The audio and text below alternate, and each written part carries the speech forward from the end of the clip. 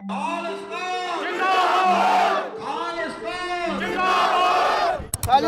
जिंदाबाद, खालिस्तान जिंदाबाद। खालिस्तान मतलब खालसे का सरजमीन। भारत के पंजाब राज्य के सिख अलगाववादियों द्वारा प्रस्तावित राष्ट्र को दिया गया नाम। इसमें खालिस्तान के क्षेत्रीय दावे में मौजूद भारतीय राज्य पंजाब, पाकिस्तान राज्य पंजाब और राजस्थान के कुछ क्षेत्र शामिल हैं। 1984 में खालिस्तान आंदोलन चरम सीमा पर था। आज की वीडियो में इस आंदोलन के बारे में विस्तार से बात करने वाले हैं। पंजाब पुलिस ने 18 मार्च को खालिस्तान अलगाववादी अमृतपाल सिंह को गिरफ्तार करने की दौड़ शुरू की।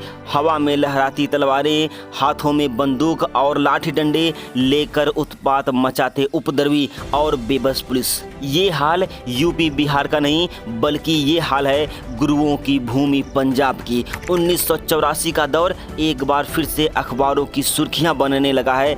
एक बार फिर खालिस्तान की मांग उठने लगी है। आखिर वो मांग क्या थी कि राज करेगा खालसा, खालसा बागिया बादशाह, और वो शब्द था खालिस्तान, यानी एक अलग देश की मांग। 1984 में खालिस्तान मूवमेंट की आग ने पंजाब को बर्बाद कर दिया, जिसे बुझाने में पंजाब के कई दशक हो गए। लेकिन 1984 की यह आग रह रह कर अपना सर उठाती रहती है, कभी भारत में तो कभी भारत से बाहर। सिखों के 10वें गुरु गुरु गोविंद सिंह ने खालसा की स्थापना 1699 में की थी। खालसा का अर्थ शुद्ध होता है, लेकिन समय के अनुसार इस विचार के उद्देश्य बदल गए और इसका राजनीतिकरण हो गया। लेकिन कैसे, ये जानने के लिए हमें आज से 100 साल पीछे जाना होगा। ये बात है साल 1920 की, जब गांधी जी के असहयोग आंदोलन के जरिए अंग्रेजों के विरोध की एक लहर दौड़ रही थी। इस समय गुरुद्वारा रिफॉर्म मूवमेंट की शुरुआत हुई थी। अंग्रेजों ने अमृतसर के स्वर्ण मंदिर,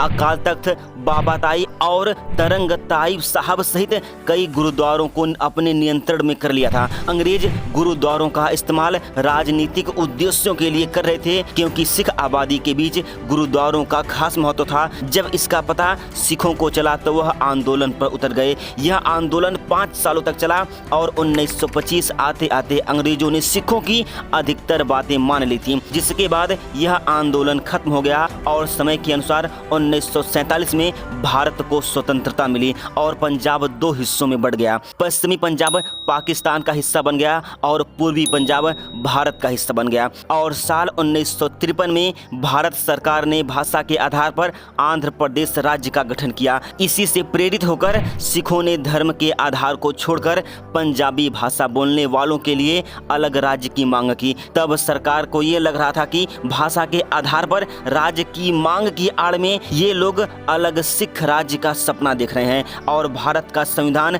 धर्म के आधार पर इसकी इजाजत नहीं देता। और 19 साल तक पंजाब में अलग सिख सूबे की मांग चलती रही और 1966 में इंदिरा गांधी ने पंजाब को 3 हिस्सों में बांटने का फैसला किया। सिखों की बहुलता वाला पंजाब, हिंदी भाषा बोलने वालों के लिए हरियाणा और तीसरा चंडीगढ़, जिसे दोनों का राजधानी बना दिया गया। पंजाब के इस बंटवारे के बाद खालिस्तान की राजनीति में एक नया मोड़ आया। ये वो दौर था जब खालिस्तान शब्द का इस्तेमाल बहुत ही तेजी से होने लगा। लेकिन इससे पहले भी खालिस्तान शब्द का इस्तेमाल होता था, लेकिन बहुत ही कम मात्रा में। फिर आता है साल 1980 और 84 के मध्य पंजाब में सैकड़ों निर्दोष लोगों की दिन दहाड़े हत्या कर दी जाती है और हिंदुओं व सिखों के मध्य टकराव पैदा करने की कोशिश की जाती है। और ब्लू स्टार के बाद प्रधानमंत्री इंदिरा गांधी के प्रति सिख समुदाय के एक बड़े तबके में नाराजगी थी और 31 अक्टूबर 1984 की सुबह उनके 2 सिख सुरक्षा कर्मियों द्वारा उनकी गोली मारकर हत्या कर दी जाती है। इसके बाद देश भर में सिखों के खिलाफ भड़के दंगों ने पंजाब के हालात बेहद संवेदनशील बना दिया था। पूरा राज्य खालिस्तान चरमपंथ की आग में जल रहा था। फिर काफी मशक्कत के बाद पुलिस व सरकार ने भड़के दंगों को काफी हद तक शांत कर दिया, लेकिन खालिस्तान की मांग रह रह कर उठती रही। अब एक बार फिर से वारिस पंजाब के संगठन का प्रमुख अमृतपाल सिंह इसे हवा दे रहा है। अब आ जाइए प्रेजेंट में, क्योंकि इससे पहले हम 100 साल पीछे गए थे। आज से कुछ महीने पहले अमृतपाल सिंह को कोई नहीं जानता था।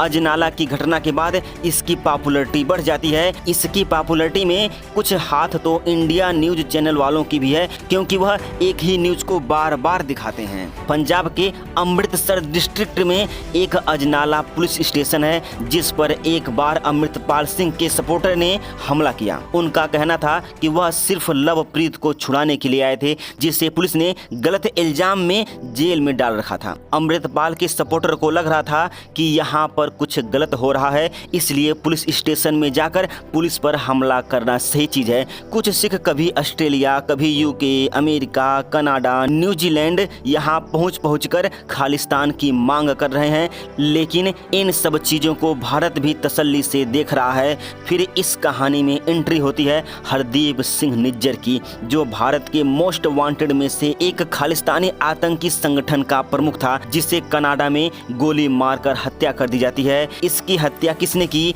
किसी को पता नहीं। यह कनाडा की नागरिकता लेकर कनाडा में बसा हुआ था। हाल ही में NIA ने 40 आतंकियों की लिस्ट जारी की थी, जिसमें हरदीप सिंह निज्जर का भी नाम था। इस पर 10 लाख का इनाम भी घोषित किया था NIA ने।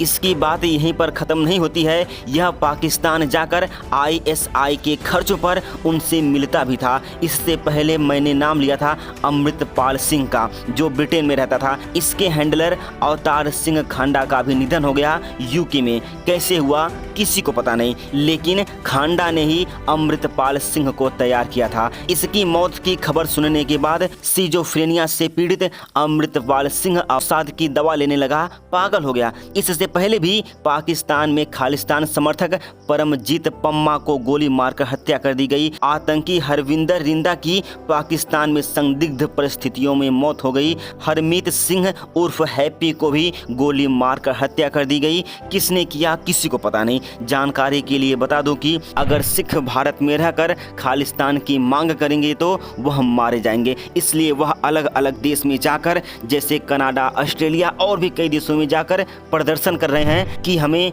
खालिस्तान चाहिए, आप लोग सपोर्ट करिए। जब खालिस्तान समर्थक कनाडा में प्रदर्शन कर रहे थे तो भारत ने कहा कि हमारे देश के खिलाफ आपके देश में बयानबाजी हो रही है, प्रदर्शन हो रहे हैं, उनके खिलाफ आप एक्शन लीजिए। लेकिन इस बात पर कनाडा ने कोई सुनवाई नहीं की और इस समय जो खालिस्तान समर्थकों की मौत हो रही है उस पर यूके कहता है कि भारत की एजेंसी रॉ हमारे नागरिकों को हमारे ही देश में घुसकर मार रही है। निज्जर की मौत का भी इल्जाम वह भारत पर लगा रहा है। इसके बाद इल्जाम लगाते हुए कनाडा से भारतीय राजदूतों को बाहर निकाल दिया जाता है। तब भारत भी कनाडा के राजदूतों को अपने देश से बाहर निकाल देता है और कनाडा ने फिर भारत के नागरिकों को कनाडा में आने पर बैन लगा देता है।